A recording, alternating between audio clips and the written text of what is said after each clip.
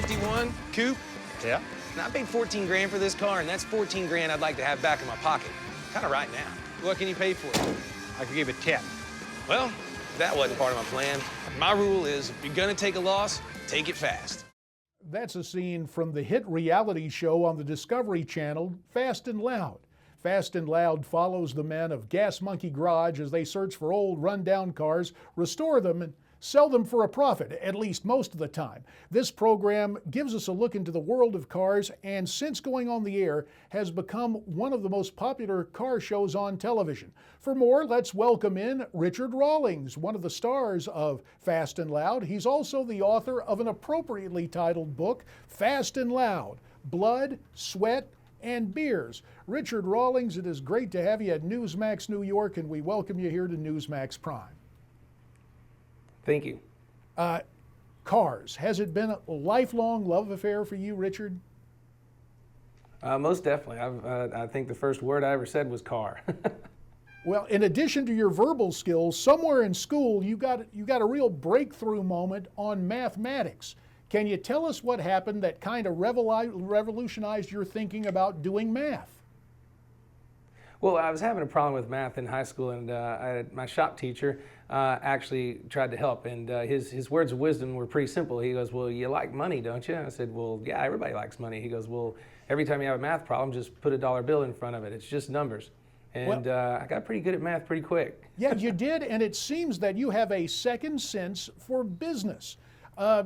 In the time we have, I'm just very curious, did you start flipping cars in high school? Or when did it turn into your full-time business, Richard? You know, I really did flip cars in high school.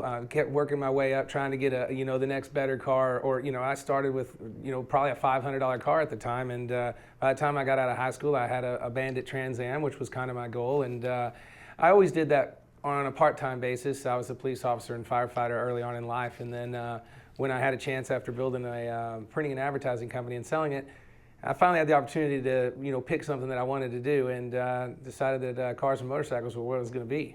Now, you have made money and enjoyed your life, but if you had one piece of advice for people in the minute we have left, Richard, what would that piece of advice be?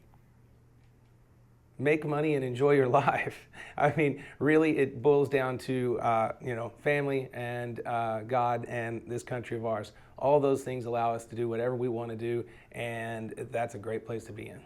And truth be told, your other short-term advice would be to go pick up a copy of that book, Fast and Loud: Blood, Sweat, and Beers. Richard Rawlings, a delight to have you on the program, sir. Thank you, guys. Time now to make some time for you, specifically to entertain your comments as you sent them in via social media. Our first comment tonight via email from Rick. Rick writes in saying, "JD, your solution for the Gitmo detainees is a great one, but your ideas have always scored big with me.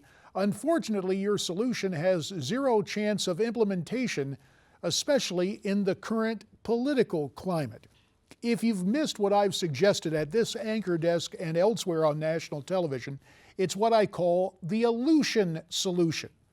While President Obama has made some comments leading people to believe that he may issue an executive order to close that camp at Gitmo, while others have said that the enemy combatants need to be brought to American soil, I got thinking about it. What better place to send them than to the Aleutian Islands? They're off the Alaskan coast, within a few miles of Russia.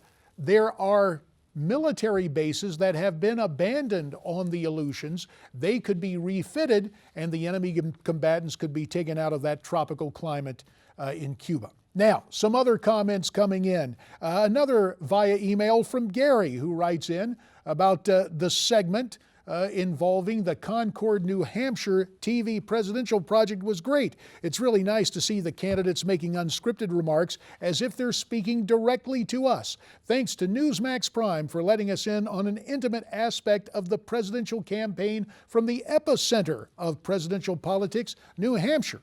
I haven't seen that anywhere else. And Gary, keep it here, because in the days to come, we'll have more. That's it for tonight. Stay brave, stay free, stay tuned.